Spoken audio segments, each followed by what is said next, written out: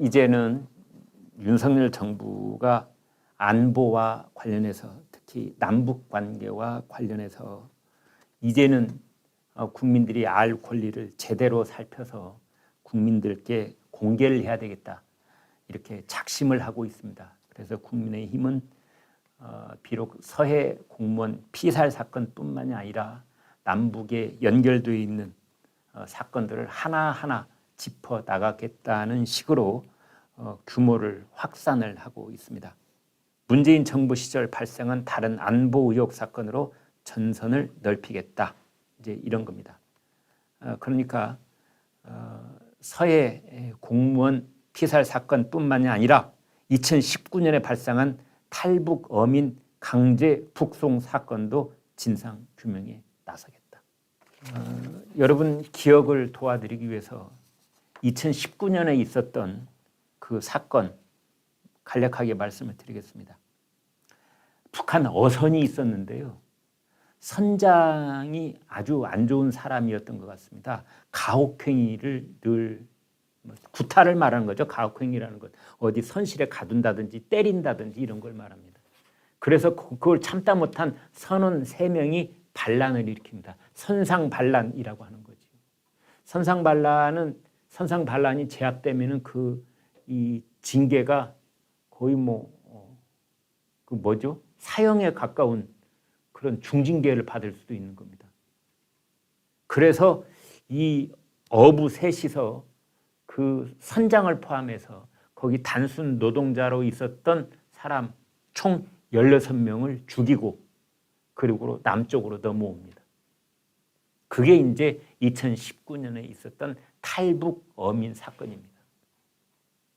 그런데 이 사람들은 돌아오자마자 귀순 의향서에 서명도 하고 귀순하겠다, 이런 의사를 적극적으로 밝힙니다.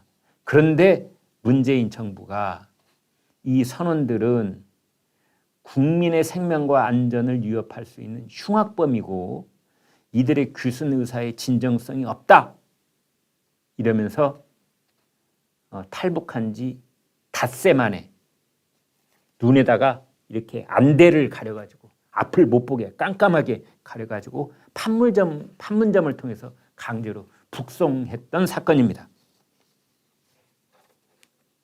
여러분 기억하실지 모르겠어요.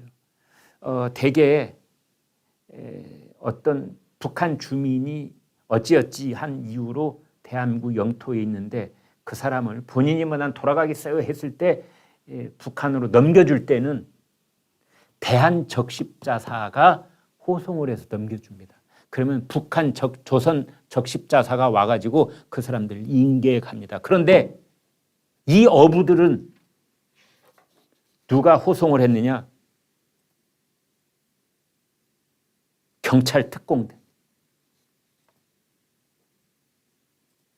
그 경찰 특공대가 호송을 했다는 것은 이 사람들이 북으로 다시 넘어가겠다는 그런 자율적인 의사가 없었고, 만약 적십자사 같은 민간인이 호송을 맡으면 충분히 다시 한번 탈출할 가능성이 있기 때문에 경찰 특공대가 맡은 것 아니냐, 이런 의혹이 제기가 됐던 겁니다. 더더군다나 이 사람들은 이 눈을 가리고 갈 때는 자신들이 어디로 갔는지 몰랐다고 합니다. 그래서 판문점에 도착해서 이제 안대를 풀었는데 안대를 딱 풀자마자 앞에 북한군 병사들이 보이고 자신들을 맞이할 준비가 돼 있다는 걸 알자 그 자리에서 철썩 주저앉았다고 그래요. 그러니까 이것은 지금 어떤 국민적 그 의혹을 사고 있느냐. 도대체 왜 그랬을까? 문재인 정부는 왜 귀순 의향서에 서명도 하고 귀순하겠다는 강력한 의사를 보인 사람들을 왜 서둘러서 북한으로 돌려보냈을까라는 건데요. 여기는 2가지 공통점이 있습니다. 역시 2가지 공통점입니다. 공무원 피격 사건 때 그것을 문재인 정부가 적극적으로 그 사건의 실체적 진실을 알리지 않았던 이유, 그것은 문재인 대통령이 종전선언을 촉구하기 직전이었습니다. 그리고 탈북 의사를 밝힌 북한 어민들을 북송한 것은 아세안 정상회담에 김정은을 초청하기 직전이었습니다. 둘 다 그러니까 대북 평화쇼를 해야 될 직전에 문재인 정부 입장에서는 골치 아픈 일이 터져버린 겁니다. 다 된 밥에 재 뿌리듯이. 이건 안 되잖아. 그래서 김정은의 심기를 가장 잘 경호할 수 있는, 건드리지 않는 방식으로 일을 해결한 것이 아니냐라는 의혹도 제기가 돼 있습니다. 김어준 교통방송 뉴스공장 진행자, 이 사람은 교통방송 언제까지 있어요?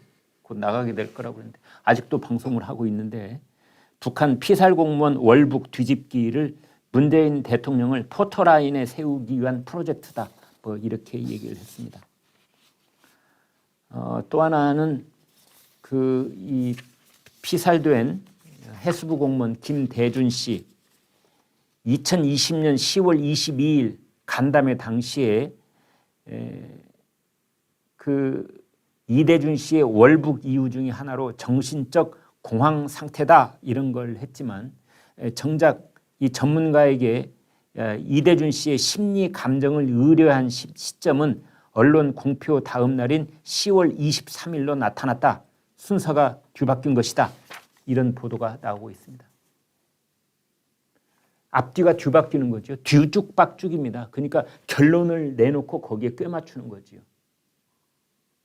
2020년 10월 22일 날 이대준 씨가 정신적인 공황 상태가 와가지고 월북했어 라고 발표를 하고, 알고 보니 그 다음 날 정신과 전문의한테 의뢰를 한 겁니다. 심리적인 공황 상태인지 안 한지 그때의 정황을 가지고 좀 판단을 내려달라. 도대체 어떻게 된 일입니까 이거?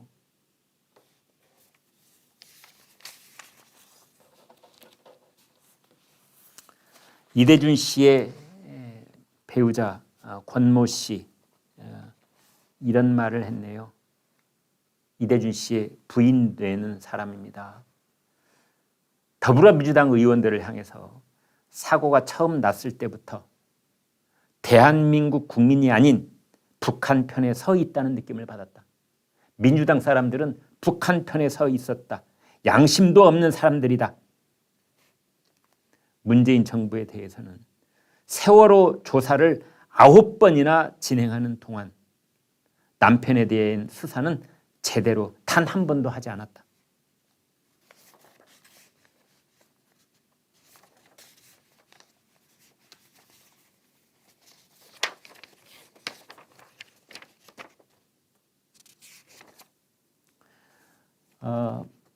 김기현 국민의힘 원내대표를 지냈고 지금 이제 김기현 의원이지요. 울산시장을 했고 울산시장 선거 공작 사건 때문에 이제 낙선을 하게 됐던 김기현. 그래서 국민의힘 의원이 된 다음에 이제 원내대표까지 했고 차기 당 대표의 유력한 후보 중에 한 사람입니다. 오늘 아침 라디오에서 이런 말을 했습니다. 정치권의 가장 뜨거운 이슈도 잠깐 짚고 넘어가겠습니다. 서해 공무원 피살 사건, 민주당에서는 당시에 국방위와 정보위에서 국민의힘 의원들도 월북이 맞다 이렇게 동의했다는 겁니다.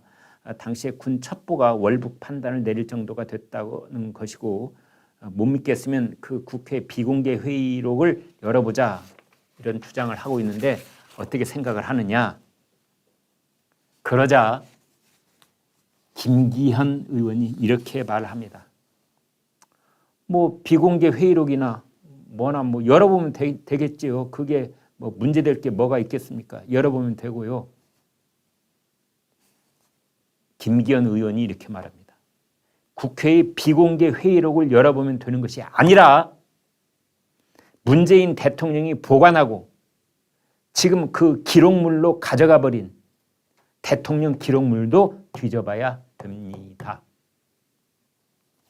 왜냐하면 이 사안의 쟁점은 첫째로 대통령이 이 사안을 언제 보고받았느냐, 누가 보고를 했느냐, 그리고 대통령이 그에 대해서 뭐라고 지시를 했느냐가 첫 번째 쟁점이다. 왜냐하면 국민의 생명이 지금 경각에 달려 있는데 대통령이 잠자고 있었다고 깨우지 않고 그냥 자기들끼리 묵인해 놨다가 나중에 사태가 생기고 난 다음에 사후 보고한 것 아니냐, 이런 의문이 들기 때문이다. 그래서 이런 의문에 대해서 내가 외교통일위원회에 소속되어 있기 때문에 이 문제를 가지고 상임위원회에서 여러 차례 질의를 했다. 대통령이 잠자고 있다고 안 깨운 거 아니냐는 질문을 했었는데 그 부분에 대해서 명확하게 답변이 나온 것이 없다. 이렇게 말하는 이유가 있습니다, 여러분.